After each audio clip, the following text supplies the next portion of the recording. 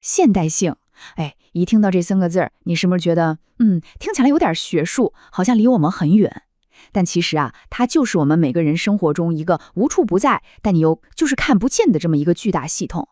所以今天咱们就一块儿来聊聊这个东西，看看这个无形的力量到底是怎么塑造了我们今天的一切的。好，那到底什么是现代性？它可不是一个简单的东西，也不是说某个特定的时代就完了。你得把它想象成一场巨大的变化，它从文艺复兴那会儿就开始了，然后呢，经过启蒙运动一点一点的演变，最后彻底改变了我们看待世界，还有我们给自己定位的那个方式。所以你看，要理解现代性，关键就在这儿，你没法给它下一个特别精确的定义，就好像你没法把它整整齐齐地装进一个盒子里。不过别担心，咱们虽然不能定义它，但可以去描述它，通过看看它都有哪些核心的特征来搞明白它到底是个啥。这就是咱们接下来要做的事儿。行，那我们先来看看咱们今天这个世界它到底是靠什么支撑起来的，可以说就是现代性的这几根关键的大柱子。咱们就一个一个来看啊。首先是理性的崛起，然后是向世俗化的转变，接着是个体变得至高无上，还有资本主义这个强大的引擎，最后呢，就是我们对进步这个概念的信仰。咱们先说第一根柱子，理性。你想想看，在伽利略呀、牛顿呢这些人出现之前，世界是怎么解释的？靠神话，靠传说。但他们来了之后，一切都变了。世界变成了一个可以通过观察、计算、实验来理解的宇宙。慢慢的，这种理性的精神就渗透到了我们生活的方方面面，整个社会都开始讲究效率、讲究组织、讲究计算，因为世界变得越来越复杂了嘛。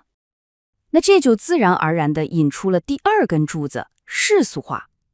这可是个根本性的转变啊！以前呢，社会的规矩是谁定的？是神，是宗教。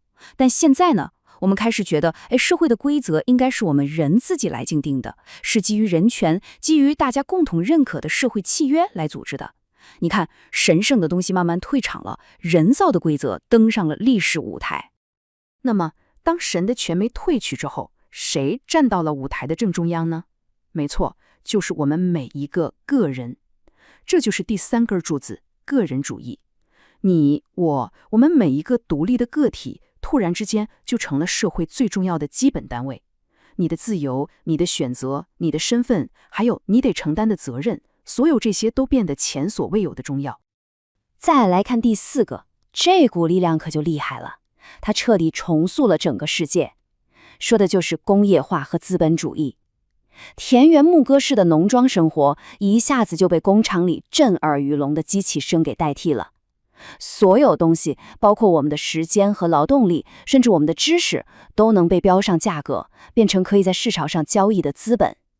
当然了，这个新系统也带来了它一个非常黑暗的、不可避免的副作用，那就是剥削。那是什么在驱动一切阳呢？就是这第五根精神支柱，一种特别强大的信念，那就是对进步的信仰。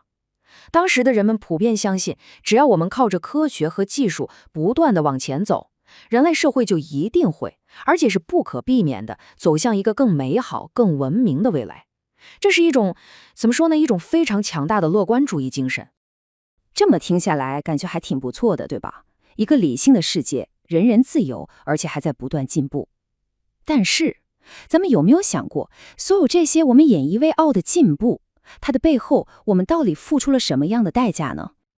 好，现在咱们就把故事翻到另一面，来看看现代性那些光鲜的承诺背后到底藏着些什么。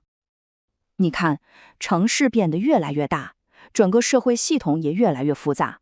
这当然创造了很多机会，但它也像一个巨型的放大镜，把所有社会问题都给放大了。什么不平等啊、剥削啊、压迫啊，还有人与人之间那种说不清的疏离感，也就是异化，所有这些问题都在城市里被前所未有的集中和激化了。这种巨大的矛盾，自然就引发了思想界的强烈反弹。当时一些最顶尖的思想家就开始站出来，把矛头直接对准了现代性的核心，也就是我们刚才说的那个基石——理性本身。他们开始对它提出了非常深刻的质疑。曾经那个对理性的坚定信仰开始动摇了。你比如说马克思，他就说资本主义根本不是什么进步，它就是一个系统性的剥削工具。尼采呢更狠，他说我们对理性的信仰压根就是错的，所谓的道德不过是强者用来控制弱者的工具。还有弗洛伊德，他告诉我们，嘿，别太自信了，你根本不是自己理性的主人，你真正的主人是你自己都搞不清楚的潜意识。再到后来的福柯和德利达，他们更是揭示了我们以为的知识、真理、语言背后其实都隐藏着看不见的权力和暴力。说了这么多，你可能会觉得，哇，这些思想家的理论好抽象啊。但最关键的一点是，这些东西一点都不遥远，我们每一个人此时此刻就活在这一切所造成的结果里面。所以说，现代性它真的不是一堂历史课，学完就完了。